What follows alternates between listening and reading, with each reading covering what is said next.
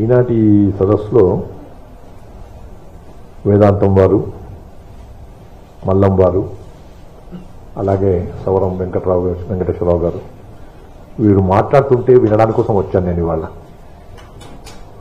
చెన్నై గారు చేసిన గొప్ప పని ఏంటంటే ఈ కార్యక్రమాన్ని పెడితే బాగుంటుంది, ఈ కార్యక్రమంలో ఈ పుస్తకాలు ఆవిష్కరణ చేస్తే బాగుంటుందని చెప్పినప్పుడు అవునని చెప్పాను. కానీ చిర్రావూరు శివరామకృష్ణ శర్మ గారి యొక్క గొప్పతనం నాకు తెలుసు.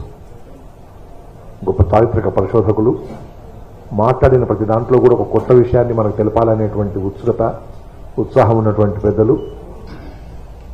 ఎలాగైతే పెద్దలు అని చెప్పి అనుకుంటున్నామో విషయం తెలపడంలో కూడా తన యొక్క పెద్దరికాన్ని నిలుపుకునేటువంటి మహానుభావులు.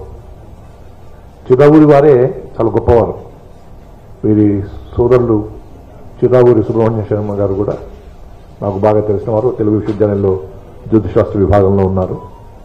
అయితే ఏంటంటే ఈ విషయాలన్నింటినీ కూడా వినడానికి కోసం చెప్పని జనం ఉండాలనేటువంటిదే తాపత్రయం. ఇవాళ 6 గంటలకి కార్యక్రమం అని చెప్పంటే 6 గంటల 30 నిమిషాలకు మొదలుపెట్టిన రవీంద్ర భారతి ఎలా ఉండింది అనేటువంటి సంగతి చూస్తే బయట చినుకులు పడుతున్నాయి కాబట్టి, వర్షం వస్తుంది కాబట్టి తగ్గి ఉంటారని మరి. కానీ సుమారు 7 గంటల ప్రాంతంలో చూసిన తర్వాత సాహిత్య సభకి ఎలా ఉండాలో అలా వచ్చినందుకు మీకు అందరికీ నమస్కారం. చాలా ఆనందంగా ఉంది. కుమారస్వామి గారు వారు ఒక విషయం చెప్పారు. వయస్సు ద్వారా పెద్దవారును అవిద్య అనే పదం వాడారు.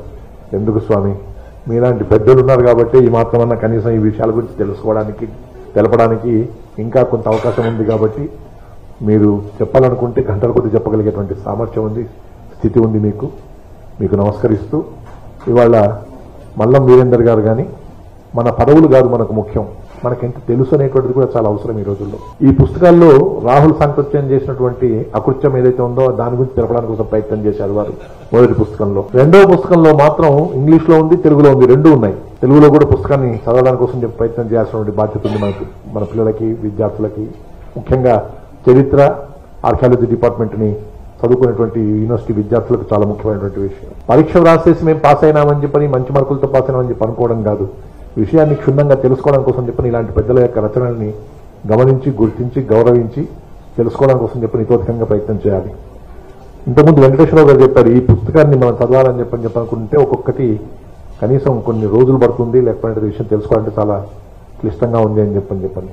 ఏది ఏమైనా పెద్దలు చిర్రావూరి శ్రీరామకృష్ణ శర్మ గారు వేదాంతం, మన ధర్మం, మన సంస్కృతి, మన సంప్రదాయం, మన చరిత్ర, వీటన్నిటి మీద కూడా చాలా సాధికారత ఉన్నటువంటి పెద్దలు కాబట్టి వారు రాసినటువంటి పుస్తకంలో 100 పేజీల్లో అద్భుతమైనటువంటి విషయాన్ని మనకు అందించారు. ఒక చోట వారు ద్వారకలో ఏదైతే ఉందో అక్కడ ద్వారక దగ్గర కూడా కింది భాగంలో మరొక సిటీ ఉంది అని చెప్పినటువంటి విషయాన్ని తెలపడానికి ప్రయత్నం చేసినప్పుడు ఇంతవరకు ఎవరికి మనకు చాలా మందికి తెలియనటువంటి విషయాన్ని తెలపడానికి కోసం చెప్పిన ఆయన ప్రయత్నం చేసి మీకు అందరికీ తెలియాలి ఇది అనేటువంటి అభిప్రాయంతో ఈ పుస్తకాన్ని ఆవిష్కరింపజేద్దామనేటువంటి అభిప్రాయంతో మన ముందుకు వచ్చారు. నా రిక్వెస్ట్ ఏంటంటే ఇలాంటి సభలు తిరుమల తిరుపతి దేవస్థానం వారి యొక్క ఆధ్వర్యంలో, వేద విశ్వవిద్యాలయం వారి ఆధ్వర్యంలో, తెలుగు విశ్వవిద్యాలయం వారి ఆధ్వర్యంలో, విశ్వవిద్యాలయం వారి యొక్క ఆధ్వర్యంలో, చరిత్రకు సంబంధించినటువంటి, ఆర్కియాలజీ డిపార్ట్మెంట్కి సంబంధించినటువంటి, తెలుగు డిపార్ట్మెంట్కి సంబంధించినటువంటి విద్యార్థుల యొక్క సమక్షంలో జరిగినట్టయితే ఈ వేదిక మీద ఉన్నటువంటి 60 ఏళ్ల పై ఉన్నటువంటి వాళ్ళందరికీ కూడా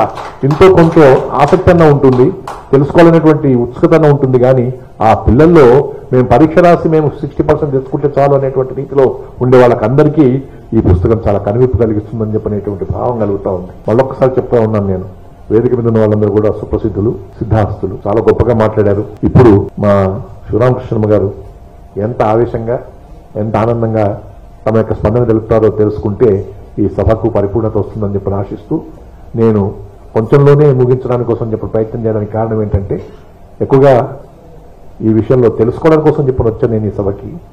ఈ పుస్తకం రాయడానికి కారణం ఏంటి అనేటువంటి విషయం తెలుసుకోవడానికి కోసం వచ్చాను నేను. ఇది ఎందుకు వచ్చింది ఆయనకు ఆలోచన అనేటువంటి విషయం తెలుసుకోవడం కోసం వచ్చాను. దీన్ని ఇంకా ఎక్కువ ప్రచారంలోకి తేవడానికి కోసం చెప్పండి, మేము ఏం చేయాలో చెప్పండి, ఆ రకంగా మీరు చెప్పిన ప్రకారంగా ముందుకు నడుచుకోవడం కోసం చెప్పని ప్రయత్నం చేస్తామని తెలుపుకోవడం కోసం వచ్చానని చెప్పి తెలుపుతూ సెలవు.